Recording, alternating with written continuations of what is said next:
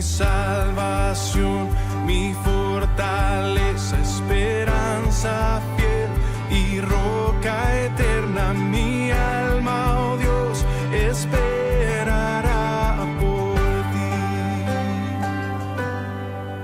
Tú mi escudo y protección en peligro y tempestad.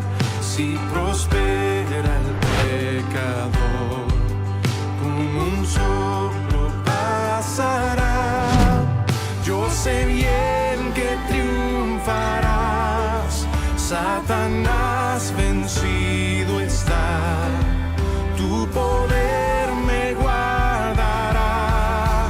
Tú mi salvación, mi fortaleza, esperanza fiel y roca eterna. Mi alma, oh Dios, esperará por ti. En mi soledad, tú mi consuelo, refugio fiel, mi fundamento. Mi alma, oh Dios, esperará por ti.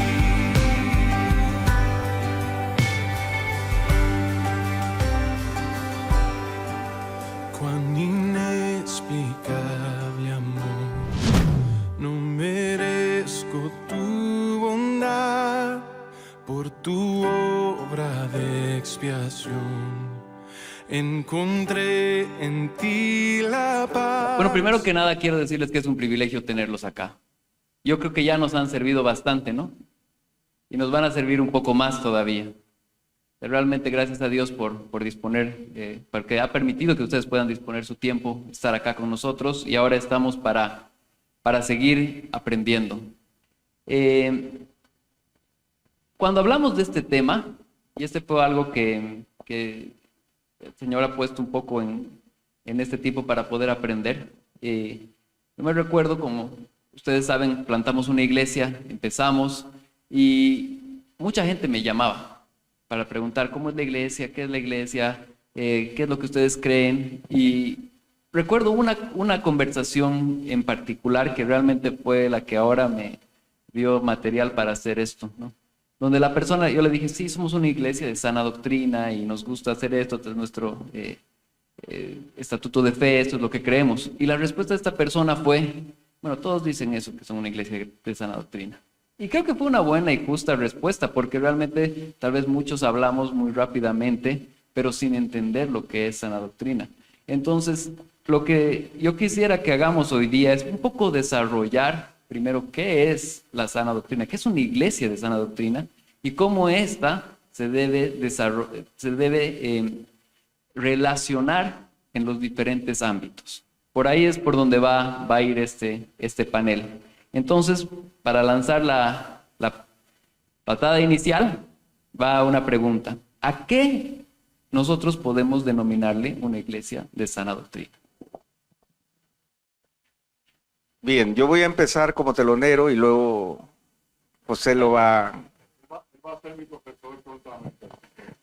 Yo soy el telonero y de ahí José le entra profundamente. El tema de la sana doctrina es un tema que se ha convertido casi en un cliché. Entonces debemos tomarlo con mucho cuidado porque cuando una frase cobra vida propia se pueden cometer muchos errores.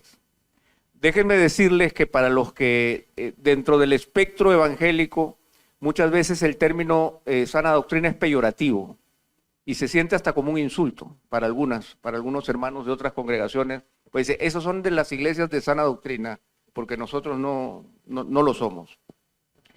El tema de la sana doctrina es un tema sumamente importante y la frase sana doctrina es usada principalmente por el apóstol Pablo solo en las epístolas pastorales. No la usa en ninguna carta a ninguna iglesia, sino que es básicamente un consejo pastoral. Y es un consejo pastoral a Timoteo y a Tito. Es las únicas veces en donde el apóstol Pablo usa la palabra sana doctrina.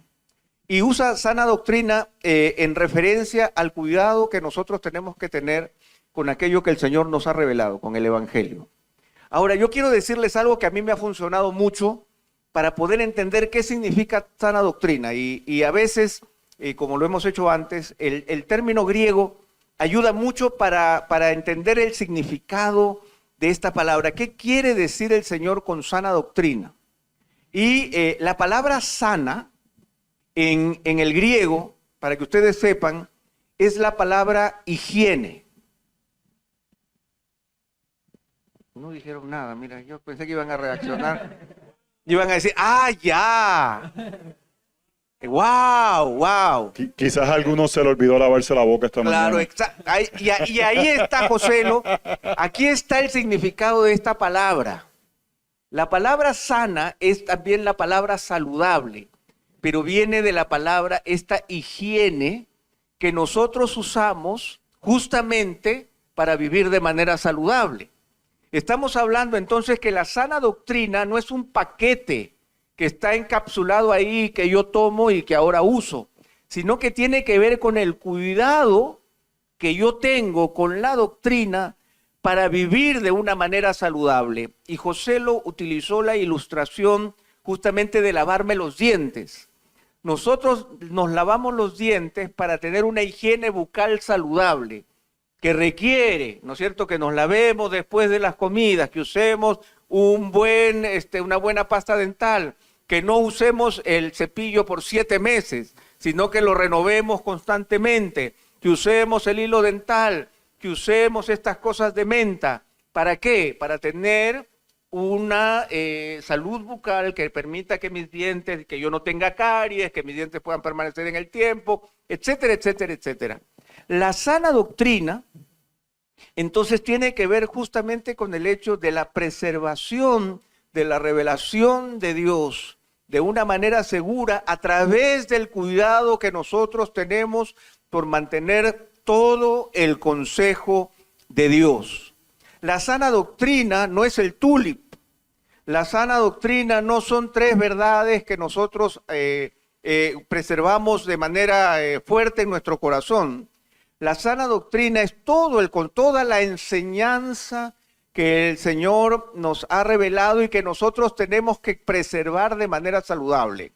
Entonces, una iglesia de sana doctrina es una iglesia que responde a las expectativas del apóstol Pablo en Hechos el capítulo 20. En Hechos el capítulo 20, cuando el apóstol Pablo lleva a Mileto a la iglesia de Éfeso, a los ancianos de Éfeso para despedirse, él nos muestra su corazón cuando nos dice de día y de noche con lágrimas, ¿no es cierto?, en el templo y por las casas, no he cesado de enseñarles. Esa pasión con la que él dice, ahora yo soy libre de la sangre de ustedes porque nunca me negué de dejarles todo el consejo de Dios, eso encierra la sana doctrina. La sana doctrina es que nosotros preservemos el orden del evangelio, como lo enseñó Rich ahora, ¿no es cierto? Para mí, cuando él estaba hablando, decía, él está diciendo lo que es una iglesia de sana doctrina. Una iglesia de sana doctrina que preserva por sobre todas las cosas todo el consejo de Dios, la centralidad del evangelio, que no establece otros énfasis que la Escritura no provee, que provee una teología bíblica y una cosmovisión bíblica que está enmarcada dentro de aquello que el Señor ha enseñado. Y en Tito, perdóname que me adelanto, en Tito... Yo estoy en Timoteo, no te preocupes. Lo estoy haciendo larga. Pero en Tito, y solamente porque quiero que entiendan el concepto, o sea, porque este es un concepto sumamente importante y es una frase que, como les he dicho, ha cobrado vida propia y muchas veces no la sabemos utilizar correctamente. Y en Tito, el capítulo 1, en el verso 9, hablando de los siervos de Dios, dice que el siervo debe ser, el verso 8, debe ser hospitalario, amante de lo bueno, prudente, justo, santo, dueño de sí mismo. Y dice el verso 9, debe retener la palabra fiel que es conforme a la enseñanza, para que sea capaz también de exhortar con sana doctrina y refutar a los que contradicen. Debe retener la palabra fiel que es conforme a la enseñanza. El apóstol Pablo está usando una figura que es muy simbólica y que a mí me me fascina. A mí me fascina entender qué estaba pensando Pablo cuando está diciendo esta palabra. Debe retener la palabra fiel que es conforme a la enseñanza. Y la palabra retener tiene que ver con el hecho de tomar algo con tal fuerza que mi mano alcanza el contorno de la cosa que estoy tomando. Es como cuando tomo una pelota o tomo esta botella, yo tomo esta botella y para retenerla, mi mano adquiere la forma de la botella. ¿Se dan cuenta? Porque si no tengo la forma, no la puedo sujetar. Entonces, debe retener la palabra conforme a la enseñanza. O sea, yo tengo que asirme a la palabra y la palabra debe darle la forma, o sea, a mi propia vida. O sea, mi propia vida se aferra a la palabra de tal manera que mi vida completa adquiere esa forma y esa esencia. De tal manera que, como dice allí, para que sea capaz también de exhortar con sana doctrina y refutar a los que contradicen. Entonces, de lo que trata la sana doctrina tiene que ver del cuidado personal que nosotros tenemos por la enseñanza que el Señor nos ha dado, de tal manera que nosotros mantengamos los énfasis de la Escritura, que nosotros mantengamos la centralidad del Evangelio, como dijo Rick, que nosotros entendamos que la solución está planteada en las Escrituras, que nosotros no podemos plantear otras soluciones ni otros temas, que tenemos un solo mensaje, que tenemos un solo plan de redención, que tenemos un solo corazón de Dios manifestado en las Escrituras y que tenemos que revelarlo de manera completa. La sana doctrina tiene que ver con la higiene y el cuidado que yo tengo de mantener y preservar la enseñanza de la palabra de manera completa en mi propia vida, de tal forma que yo tengo una vida saludable. Ahora Joselo le da la aplicación en Timoteo. En verdad no hay mucho que decir y me encanta la pasión con que lo dijiste. Y yo no uso la frase sana doctrina ya. La saqué de mi vocabulario por la implicación que tiene y entiendo lo que tú dices, es un insulto para muchas personas. Y trato de utilizar más el concepto de iglesias que aplican la Biblia fielmente. A veces tenemos que explicar y ilustrar frases que se convierten como, dice Pepe, clichés, no sé si eso se entiende, y aplicarla mayormente. Y para mí una iglesia sana tiene que ver que refleja la sana doctrina porque conoce la palabra y no podemos quedarnos ahí. Creo que el problema que estamos teniendo muchos de aquellos que nos llamamos movimientos reformados es que nos quedamos ahí. Tiene que ser vivida. Tiene que ser vivida. Si es sana doctrina, tiene que ser vivida. A veces, por todos lados, gente que quieren como que alinearse con la sana doctrina, vienen y se acercan y me dicen, este año hemos disciplinado a yo no sé cuánto, porque se ha convertido que la disciplina es lo que muestra que una iglesia es sana. O hemos hecho esto otro. Y yo le digo, bueno, nosotros llevamos 14 años y hemos disciplinado más que a uno, porque por la gracia del Señor hemos comenzado procesos y la gente se arrepiente. Y dice que no lo seguimos ahí. Entonces, cosas así por el estilo. Pero quiero que vengan conmigo a Timoteo capítulo 1. Y Pablo le muestra a Timoteo qué es la sana doctrina. Y en cierto aspecto le está diciendo, la sana doctrina es la aplicación correcta de la ley. De una forma que se refleja en cómo vivimos. Y la aplicación correcta de la ley es vernos que necesitamos un redentor porque todos somos pecadores. Pero nosotros sabemos que la ley es buena si uno la usa legítimamente. Reconozcamos esto, que la ley no ha sido instituida para el justo. Lo que está diciendo, si tú te crees que eres perfecto, no necesitas la ley. Sino para los transgresores, rebeldes, para los impíos, pecadores, para los irreverentes, profanos, para los que matan a sus padres o a sus madres, para los asesinos, para los inmorales, homosexuales, secuestradores, mentirosos, los que juran en falso. Y si usted mira todos esos pecados, básicamente él está diciendo todos los que no siguen los 10 mandamientos. Es básicamente lo que él está explicando de forma de aplicación. Y dice en ese momento, y para cualquier otra cosa que es contraria a la sana doctrina. Está atando comportamientos con sana doctrina. Nuestro comportamiento dice más nuestra doctrina que nuestra declaración. Es lo que está diciendo Pablo. Y mira lo que dice, la sana doctrina tiene que ser entonces vista según el glorioso evangelio del Dios bendito que ha sido encomendada. Entonces lo que está diciendo Pablo es, sana doctrina es definida por el evangelio que se refleja en vidas que reflejan el evangelio. Entonces, medimos sana doctrina por lo que se dice, tiene que ser ortodoxo, pero medimos sana doctrina por lo que se vive. Tiene que reflejar ortodoxia. Y por eso aquí entonces la práctica de los sacramentos es importante, porque los sacramentos es la afirmación de ortodoxia de hablada, pero ortodoxia de vida. Si tú puedes tomar la Santa Cena, la Iglesia del Señor está diciendo, tú estás viviendo de acuerdo al Santo Evangelio. Y si tú eres restringido de tomar la Santa Cena, la Iglesia está diciendo, no estás viviendo de acuerdo según el Santo Evangelio.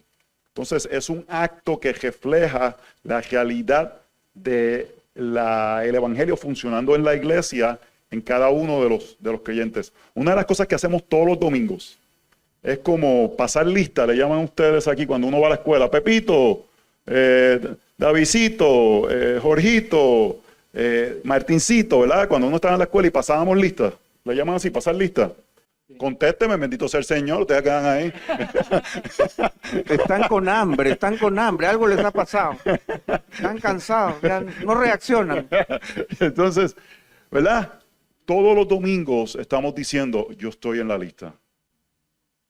Estoy con mis hermanos conocen mi vida, no estoy en disciplina, porque conocen mi vida, y eso afirma que lo que es atado en la tierra es atado en los cielos, y lo que es desatado en la tierra es desatado en los cielos. Eso es la aplicación de sana doctrina, en el sentido de que el Evangelio se refleja viviendo en comunidad, y eso afirma nuestras vidas como parte del pacto que reflejamos como comunidad. Y un detalle más que yo quisiera añadir es el hecho de la preservación de la vida, y vuelve a la palabra higiene, es el hecho de que la sana doctrina no es solo la responsabilidad del pastor y de la temática dominical, de la exposición bíblica o de las clases, que tiene que ser una preocupación pastoral, de enseñar todo el consejo de Dios. A veces hay iglesias que tienen énfasis particulares, ¿no? Y se quedan con sus énfasis y eso lo desarrollan. Pero la preocupación pastoral es todo el consejo de Dios. Pero déjenme decirles también a ustedes, porque si no lo dejaríamos mal, es que ustedes son responsables de desarrollar la higiene de sana doctrina en sus propias vidas, leyendo la Escritura de manera particular y personal, toda la Escritura. O sea, ustedes tienen la responsabilidad del cuidado de su propia alma, buscando también todo el consejo de Dios.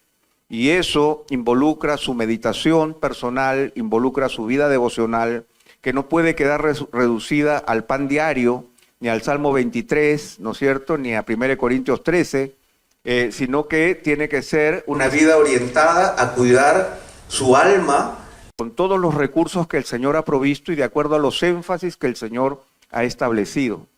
Entonces, esa responsabilidad es fundamental de su parte. La sana doctrina, ustedes la van a reclamarle al pastor cuando ustedes la estén viviendo también, porque si no, no se van a dar cuenta.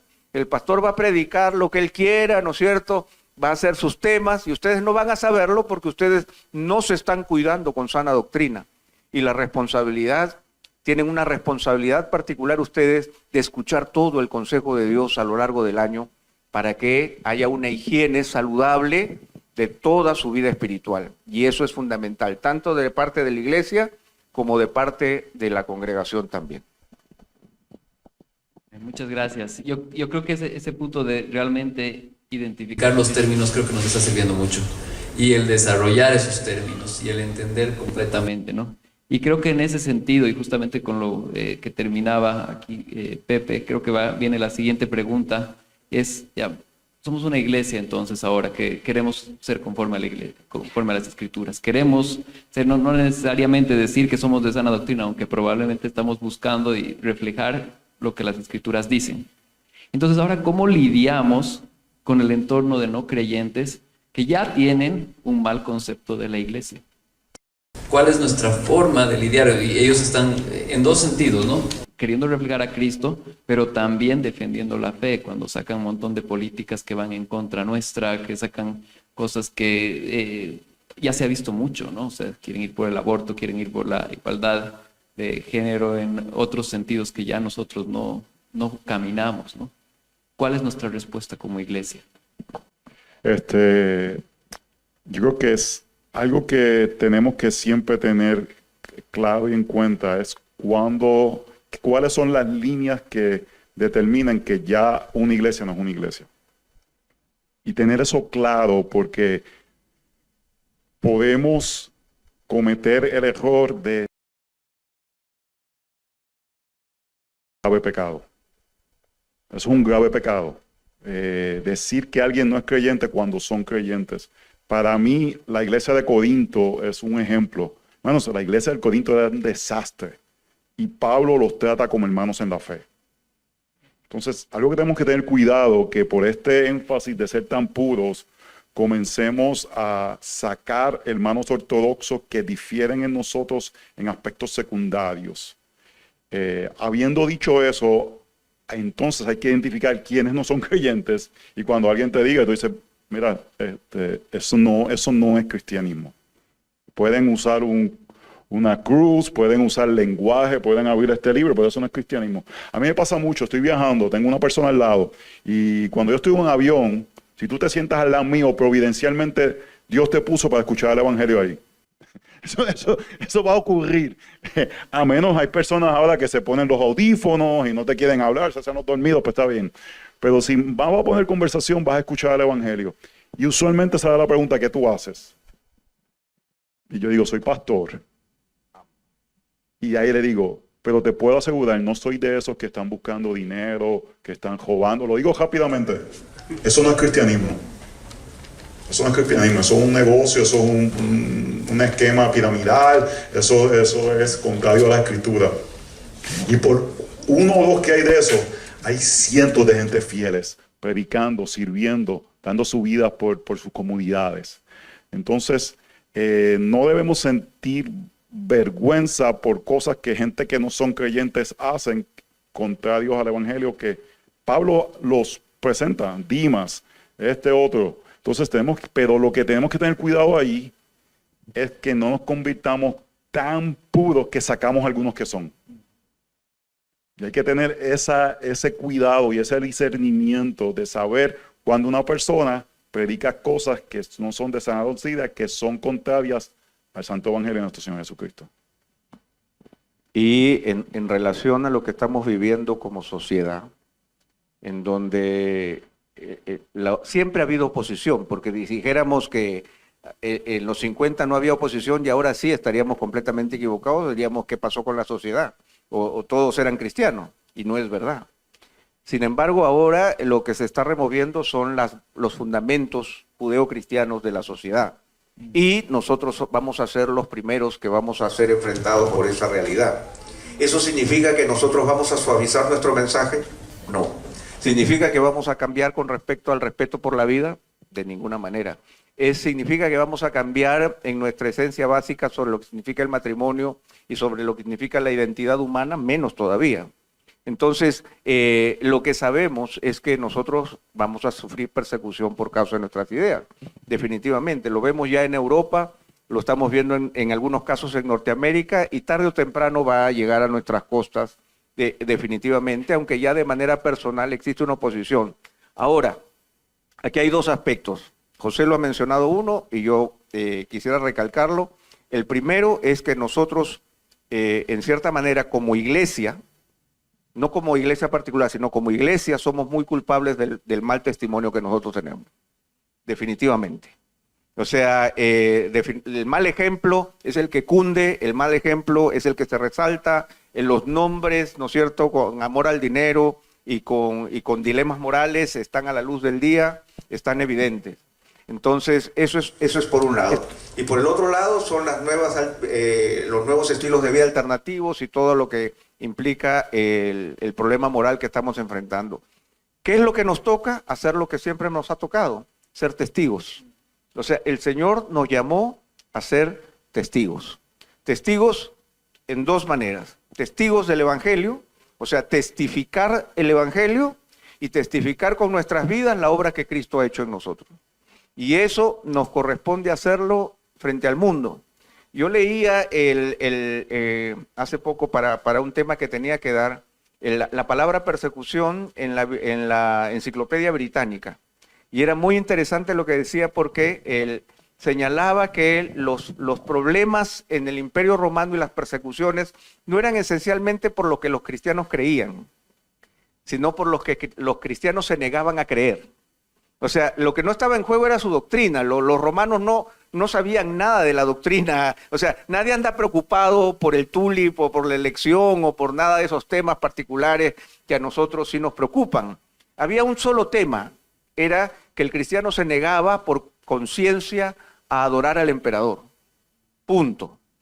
Y eso generaba toda la oposición y la muerte y la sangre de los leones. Todo tenía que ver con eso. No había ninguna discusión de detalle, de doctrina. Entonces, hermanos, estamos en la misma situación. Lo único que puede ver el mundo es que yo no voy a inclinar mi cabeza ante el César. O sea, esa es mi única cosa. Y eso lo tenemos que mantener y por eso iremos a los leones. Pero también somos testigos.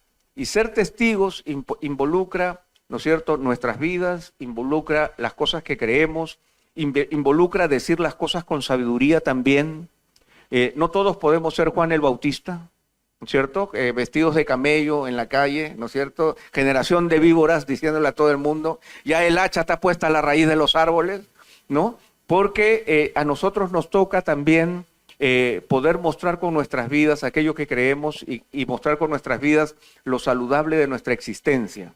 Y juntamente con eso, la centralidad del Evangelio. No podemos cambiar la centralidad del Evangelio. No podemos cambiar la realidad de que todos estamos muertos en nuestros delitos y pecados y Cristo Jesús vino al mundo para salvar a los pecadores, de los cuales yo soy el primero. Entonces, el testimonio es fundamental. El testimonio y la característica de vida que nosotros entreguemos y también una preocupación sana por mostrar el tipo de iglesia que somos. José, yo sé porque yo también lo vivo. Yo digo que soy pastor y nunca ayuda a decir ser pastor. Antes ayudaba que era pastor, ahora no ayuda. Te miran como un delincuente. Antes te daban como que cosas, privilegios, claro, ahora te quitan cosas, te cobran más. O sea, en migraciones, tú dices que eres pastor, no es, o sea, yo digo, no. Yo dije aquí en migraciones, soy pastor y me digo, ¿cuánto va a cobrar? Pero se los digo con certeza. Pero ¿en qué trabajas? O sea, tú vives de la gente y las frases son hirientes y son dolorosas y son incisivas, sin misericordia. Entonces, a lo que voy es que a nosotros nos toca como iglesia responder de una manera que seamos tajantes para mostrar la oposición a esa iglesia, ¿no es cierto?, que está ahí a la luz de la gente y que hace ver las cosas de una manera tan oscura. Y por ejemplo, déjenme darles solo un ejemplo de una cosa que yo aprendí, que lo aprendí en la IBI y que fue lo primero que me sorprendió cuando yo llegué por primera vez. Yo llegué a la iglesia y la iglesia era mucho más pequeña de lo que es ahora, estaba en el auditorio de un colegio, 200 personas, pero el servicio, lo que me sorprendió es que no hubo momentos de ofrendas. No había momentos de ofrendas, solamente habían unos receptáculos en la puerta todos los domingos y no había ofrenda, nunca había ofrenda, ¿no? Entonces, ¿cuál era el corazón? Decía, tenemos que alejarnos lo más posible de los predicadores de prosperidad. De tal manera que la iglesia decidió no tener en el servicio ningún momento de ofrenda particular, ¿no? Luego eso ahora existe, pero en ese momento fue una decisión radical que se tomó simplemente para separarse de aquello que estaba haciendo tanto daño a la iglesia. Es una cuestión de conciencia, así que te agarro por tu libro, ¿no? Es una decisión de conciencia, pero que yo creo que cada iglesia y aún en nuestras vidas debemos pensar cómo es que nosotros vamos a materializar a Cristo en nosotros a través de las decisiones que tomamos, la forma y el tipo de iglesia que somos ¿no? La forma en que nosotros servimos a la comunidad también, la forma en que nosotros vamos a exponer el Evangelio, todo tiene que ver con el hecho de poder reconocer que el tiempo que estamos viviendo son tiempos sumamente complicados. Pero si lo hago rapidito, estamos en un tiempo que tenemos que defender la verdad. Y yo estoy comunicando en ciertos foros aspectos que defienden la verdad, pero mi fin no es tanto luchar contra el mundo, es informar a la iglesia de mentiras que pueden entrar. Pero mientras hacemos eso, hermanos, no tenemos que mostrarnos que estamos molestos con el sistema. Yo creo que muchas veces utilizamos mofa, ironía, memes sarcásticos porque no hemos desarrollado la capacidad de argumentar profundamente. Y es fácil simplemente tirar un comentario de mofa porque no hemos visto cuál es la filosofía que está atacando y no podemos ir en contra de esa filosofía. Y algo que tenemos que aprender es atacar ideas, no atacar personas. No atacamos la imagen de Dios, atacamos las ideas de las personas. Y somos sin piedad con ideas incorrectas, pero lo hacemos sin atacar la imagen de Dios en las personas. Y el próximo año que sale el libro de la conciencia de Joselo, yo creo que es un libro muy importante, y lo digo sinceramente, porque Joselo se ha tomado el trabajo de poder hablar de un tema que yo creo que ahora es sumamente importante, porque nuestra conciencia es lo que las redes sociales están atrapando. O sea, y nos están haciendo pensar diferente, y no estamos trabajando nuestras conciencias, y no estamos encontrando las respuestas adecuadas a estos temas para poder cautivar otras conciencias también. Así que tenemos que educarnos. Es fundamental que nos eduquemos. Nuevamente, usé la palabra cliché. Tenemos que escapar de los clichés, o tenemos que interpretarlos correctamente, porque las redes sociales nos han llenado de frasecitas cortas, de insultos, de memes y de cosas, y de comentarios hirientes, y los cristianos yo no sé de dónde han salido, porque dicen cada barbaridad.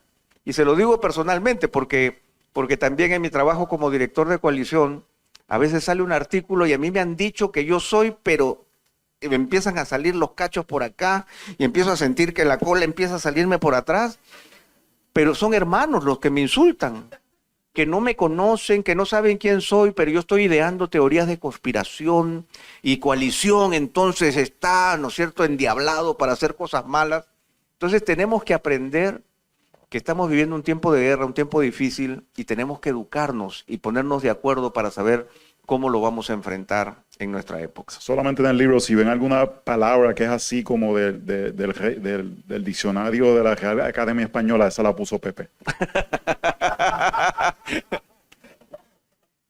Dale, sigue. No, y es que aquí estoy yo para aprender. La verdad es que ustedes están desarrollándolo muy bien, y yo creo que eso podemos... Ya. Lo que quisiera ahora preguntar es justamente cómo interactuamos con otras religiones. O sea, porque hemos logrado entrar a momentos en que ya el ecumenismo en realidad es parte de algunas iglesias, inclusive, sobre todo con la parte católica, ¿no? Pero también puede darse con otras religiones. Mira,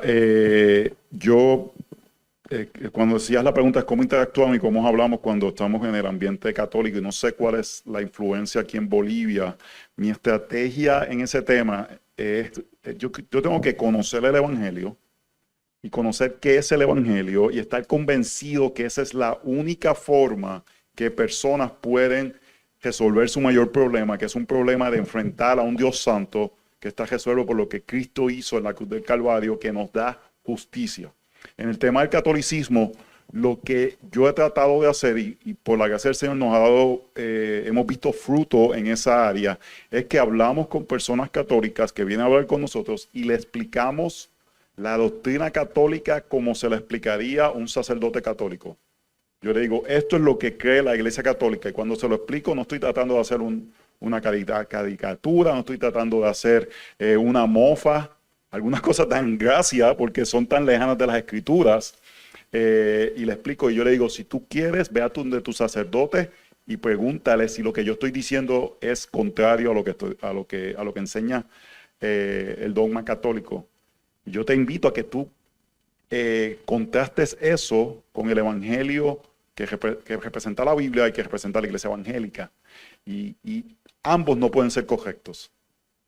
Y yo quiero escribir un artículo que mi esposa no quiere que yo escriba, que es ¿dónde está mi abuelita? ¿Sí? Porque, hermanos, yo no tengo ninguna certeza de salvación que mi abuela católica esté en el cielo. Porque si ella confió en lo que enseña la iglesia católica, no puede ser salva. Y una de las cosas que hemos dejado permitir es entender, y ahora que estamos en estas luchas sociales y personas católicas pueden estar de acuerdo en esas áreas, pensar que estamos en el mismo lugar doctrinalmente en cuanto a la pregunta más importante: ¿cómo somos justos delante de Dios? Y podemos defender la vida juntos, pero no estamos en el mismo lugar. La reforma no ha terminado. Vaticano II no resolvió los problemas de la reforma. Si tú crees la salvación por fe, eres declarado anatema según el Concilio de Trenton. Trenton. Es que yo, como leo tanto en inglés, es Trent. Entonces en ese sentido, lo que sucede es que vemos personas que muestran un carácter recto y pensamos que son salvas. Y el libro de Primera de Juan nos muestra que salvación necesita varias cosas. No solamente un carácter recto, necesitas una declaración ortodoxa de fe y amar a la iglesia verdadera de Cristo. Y entonces, en ese sentido, dejamos de evangelizar a personas que necesitan ser evangelizadas, que no tienen el verdadero evangelio, porque decimos, no, mi abuelita es buena. Nadie va a ir delante del Señor por ser buenos, porque todos somos pecadores. Entonces, yo creo que es conocer la doctrina católica, entenderla, no simplemente decir que la salvación es por obra. Tú le dices a un católico la salvación es por obra, te va a decir, no, es por gracia. ¿Qué tú le respondes a eso? Tienes que conocer la doctrina católica que dice que la salvación es por gracia, por medio de los sacramentos, que da un tipo de infusión de gracia que te permite entonces obedecer. Ahí están las obras. Y cuando conocemos y entendemos la doctrina católica, podemos con calma, sin molestarnos, sin estar trayendo a la Virgen para aquí, para allá y todas esas cosas, ir al punto claro que es cómo somos declarados justos. Y presentar la realidad que solamente el Evangelio que rescató la Reforma Protestante y fue predicado por los apóstoles es la forma de salvación. Una cosa, en términos prácticos solamente, José lo está diciendo, algo que también es muy significativo y que no lo tomamos en cuenta, es el hecho de tomar la doctrina católica, porque realmente ni el católico la conoce realmente. Y solamente para que ustedes lo sepan, en Ligonier, en la última sesión que creo que está saliendo ahora por la radio, que es el tema de Lutero, R.C. Sproul está dedicando muchas sesiones a explicar la doctrina católica en relación con la doctrina reformada. Y para mí, sinceramente, ha sido muy significativo porque justamente este punto de salvación es por obras, no, ellos creen que la salvación es por gracia, pero el mecanismo de gracia involucra las obras. Pero eso tenemos que entenderlo bien, o sea, para poder articular. Ese es un aspecto. Y con otras religiones y aún con los católicos, yo creo que el apóstol Pablo nos da en los primeros 3 capítulos de Romanos el proceso. Yo creo que es ineludible que una persona se escape de la realidad del pecado y de la separación con Dios. O sea, el poder entender la realidad del pecado en mi propia vida sin que alguien se escabulla, es muy difícil cuando nosotros le decimos no hay justo ni a un uno. A ver, ¿qué significa? O sea, el otro eres tú o ninguno significa todos. Yo creo que empezar por la realidad del pecado y la necesidad de la salvación en Cristo única y exclusivamente porque Dios mismo se humilló y se hizo carne, ¿no? Y fue a la cruz para hacer lo que nadie más podría hacer, es único e irreemplazable en cualquier religión. ¿Y eso qué significa? No salirnos del Evangelio. O sea, porque cuando me vienen a hablar que la Virgen María, que el Krishna, que la espiritualidad, me pierdo, porque yo creo que debo ir por un solo camino.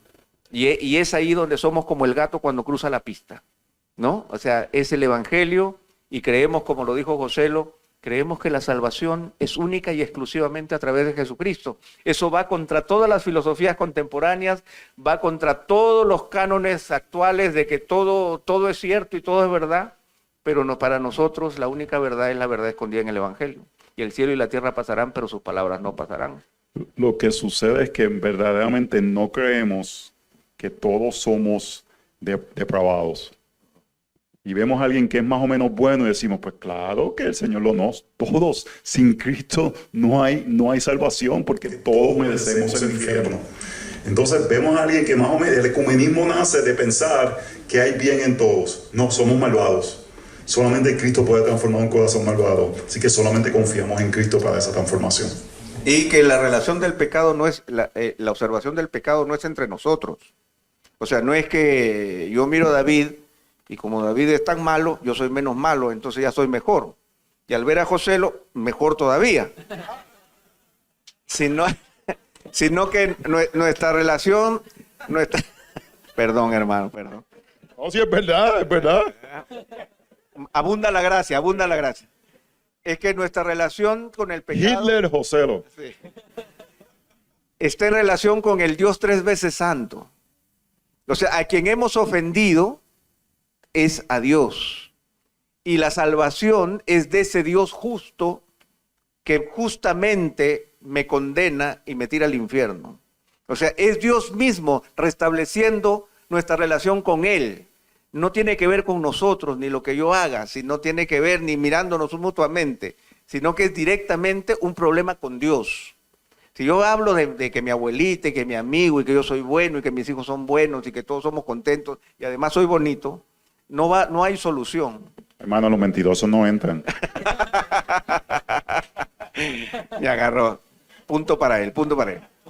Entonces, el centro es, la centralidad tiene que ver con el hecho de lo que Pablo comprueba, ¿no es cierto?, en esos 3 primeros capítulos, en lo que comprueba nuestra naturaleza depravada, pero en relación con Dios. Si nos ponemos a jugar con nosotros mismos y alrededor de nosotros mismos, perdemos. Pero si yo te pregunto, ¿eres tú capaz de decir delante de Dios, que delante de Él te mira y puedes ver y puede aprobarte? Yo creo que va a ser muy difícil en la conciencia para que eso sea una realidad. Ok. Tenía una pregunta que me parece que la han respondido en parte. Me gustaría ir un poco más adelante y saltarla, porque ya la respondieron. Y es justamente tomando en cuenta, pero primero que nada, rescatando lo que nos han dicho. Creo que es muy importante entender esto. O sea, no es que vamos a limpiar de pronto la reputación de la iglesia, o no es que ya los católicos nos van a ver excelente o los no creyentes nos van a ver excelente. Estamos formando a la iglesia, a nosotros, para poder responder ante estas circunstancias. Primero ante los que están afuera, después ante los que tienen ideas falsas con respecto al ecumenismo y todo eso. Y eso nos lleva a la siguiente pregunta: ¿hasta qué punto podemos caminar en unidad con iglesias que tienen diferentes doctrinas, que ya están pasando límites, ¿no? ¿Cómo podemos nosotros ser? Porque yo sé que Coalición por el Evangelio se han creado estos espacios que nos dan pautas, ¿no?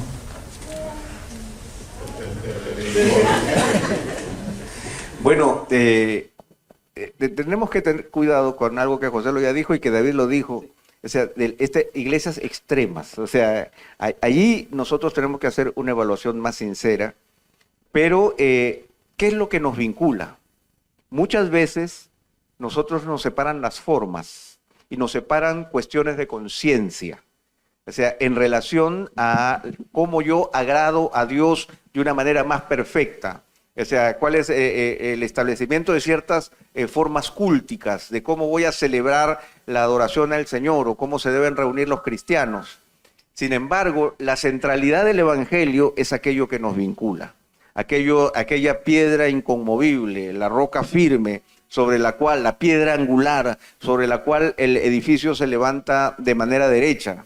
Entonces, sobre ese tema nosotros no tenemos discusión alguna. Y yo creo que ese tema nos une o nos desune, ¿no? Sin embargo, hay otros temas en los cuales que por conciencia nosotros tenemos que ser más asequibles, más abiertos, más dispuestos a entender que el arco iris evangélico no es una sola iglesia, sino que es una multiplicidad de iglesias, y esa multiplicidad de iglesias tienen la libertad para adorar al Señor de acuerdo con su conciencia, manteniendo la centralidad del evangelio. Entonces, eso es lo primero que debemos entender. Ahora, hay ciertos vínculos, por ejemplo, con los mormones o con los testigos de Jehová, con las iglesias que podríamos llamar iglesias conservadoras, en donde hay determinados temas sociales, en donde formamos una alianza, podríamos decirlo así. Sin embargo, eso no significa que yo voy a invitar al padre Enrique a dar el sermón en mi iglesia porque compartimos esa realidad, o que vamos a compartir la cena del Señor. Lo cierto es que hay ciertos elementos comunes, ¿no es cierto?, que vienen de nuestra concepción de la Escritura y de nuestra interpretación a través de la conciencia, y que nos pueden vincular dentro de la comunidad, pero que nunca van a entrar al lugar santísimo con nosotros. O sea, eso sí es fundamental entenderlo.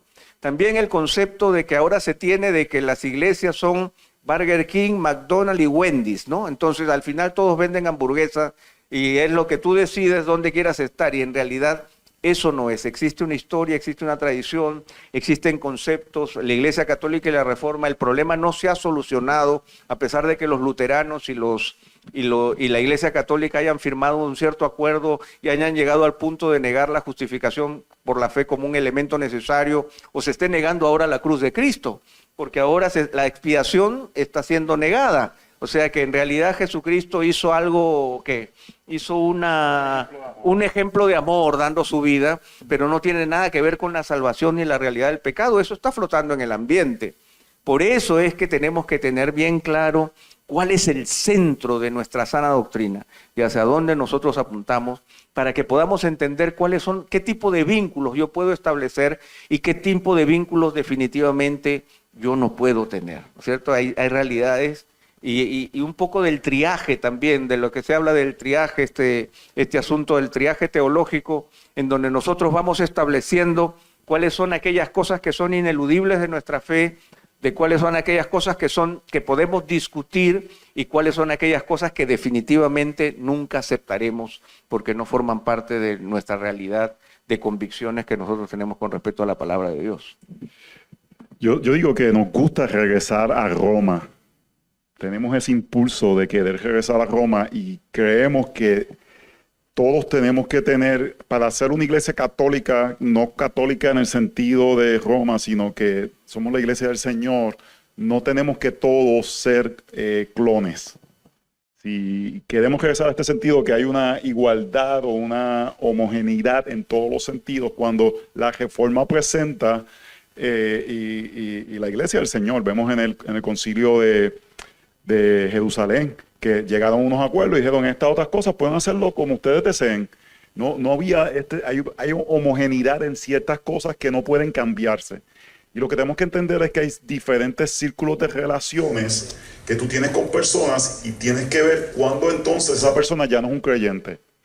Yo le digo esto a mis hijos y a la iglesia, no sé si Pepe comparte esto, pero yo no oro con no creyentes. Yo oro por no creyentes. Yo no puedo juntarme a orar con un no creyente, porque esa persona, cuando trata de ir al trono de la gracia, lo que va a encontrar es juicio. No puede acercarse al trono de la gracia. Dice en Primera de Pedro que un hombre que está tratando mal a su esposa, sus oraciones son impedidas. ¿Qué es lo que quiere decir eso? Él no puede acercarse al trono de la gracia porque no es un creyente, en mi interpretación de ese texto. Entonces yo hago una separación de que yo digo: esta persona no es un creyente, no puedo orar con él, puedo orar por él. Y ahí estoy haciendo una separación de que no puedo tener comunión con esa persona en el sentido bíblico. Dentro de las personas que pudiera orar con ellos, que son creyentes, no a todos los puedo invitar al púlpito, porque tendría que el próximo domingo arreglar más cosas de las que puedo afirmar, pero como quiera son hermanos en la fe y puedo orar con ellos y puedo ir a evangelizar con ellos, aunque no lo pudiera invitar a mi púlpito, porque o hasta gente que nos acercamos bastante, un hermano, no voy a decir porque no conozco los contextos, pero quizás un hermano que difiere en la doctrina de bautismo evangélica.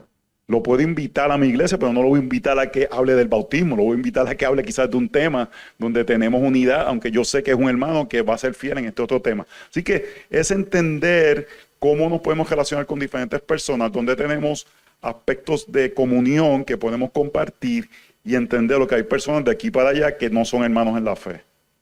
Es importante dónde tiramos esa línea, porque no queremos afirmar a alguien como creyente cuando no es creyente. Queremos decirle, tienes que venir a Cristo, pero no queremos excluir a alguien que es creyente y estamos diciendo, no, es parte del cuerpo.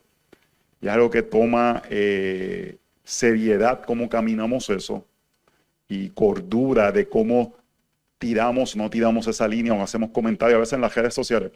Este no es un hermano, como tú sabes, conoces bien su doctrina, conoces lo que él afirma. Tiramos comentarios como si fueran hacia el aire, sin tener conocimiento o entendimiento, si estamos dañando el cuerpo de Cristo. Yo pudiera decir, algunos celebridades del mundo cristiano hispano, obviamente no son creyentes, pero a veces esa línea, le voy a hacer un ejemplo y quizás me meta en problemas. Yo nací, me crié en Puerto Rico, no comparto la doctrina de Gille Ávila, pero ese es un hombre que evidentemente ama al Señor. Entonces no puedo tirar simplemente ahí porque creía ciertas cosas que yo no creo, tirarlo ya en un saco como este hereje o este hijo del diablo, porque si estás haciendo eso y esa persona es creyente, estás haciendo un daño al cuerpo de Cristo. Entonces hay que tener cuidado cómo caminamos eso, y a veces es mejor restricción cuando hay duda. No guardarse, ser lento para hablar en ocasiones, para que no nos convirtamos nosotros como lo que sucedió en la iglesia de Galacia, donde Pedro dejó de tener comunión con aquellos que eran hermanos. Y le fue más duro a Pedro que a los corintios, que parecían que eran más escandalosos. Es algo que hay que caminar con mucho cuidado y con mucha sabiduría. Y un último detalle es que definitivamente existen muchas presiones de fuera y la gente tiene muchos argumentos y muchas frases y muchas cosas que decirnos, pero nosotros somos responsables al decir porque yo sé en quién he creído. Y yo creo que esa es nuestra responsabilidad. O sea, sí, yo soy evangélico, ¿no? O sea, eso es lo que soy. ¿Y por qué lo eres? Por esto, por esto, por esto. Estas son mis convicciones fundamentales. Mira, pero es que nadie bueno, ¿qué voy a hacer? ¿No? O sea, yo creo que no seríamos ni los primeros ni los últimos que tendríamos que decir, está bien, pero esa es la convicción de mi corazón. Tengo mi conciencia atada a las Escrituras. El Señor tenga misericordia de mí, no parafraseando a Lutero frente al emperador, ¿no? Amén. Concluiremos orando. Gracias, Padre bendito, porque realmente nos has dado muchas guías para poder ser una iglesia conforme a tu palabra. Yo sé que hay mucho más que aprender y te pido, Dios, que seas enseñándonos a través de tu palabra mucho más, pero esto que hemos aprendido ahora, que lo atesoremos, que lo volvamos como nuestro y que sea nuestro, Dios, y que vivamos de esta forma. Y en este último panel, en el cual hemos hablado de cómo debemos relacionarnos con los diferentes medios, nosotros que realmente estamos persiguiendo y buscamos con todo nuestro corazón agradarte, porque creemos en la centralidad del Evangelio, ¿cómo debemos interactuar con el resto? Guíanos, ayúdanos, y Señor Jesús, corrígenos y presérvanos, Dios. Gracias, Dios. Gracias, Dios. Amén. Muchas gracias.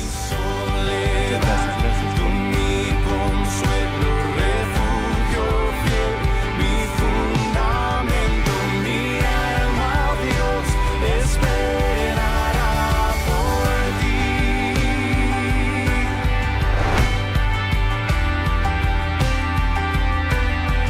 Mi fortaleza, roca eterna, eres Jesús.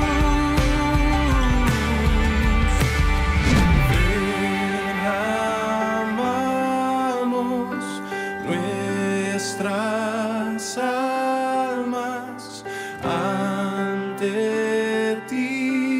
Señor.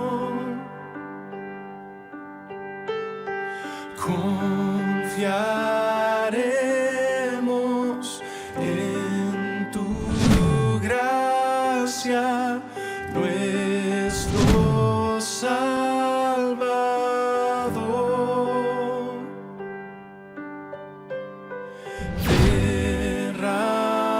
Derramamos nuestras almas ante ti, Señor. Confiaremos en tu gracia, nuestro Salvador.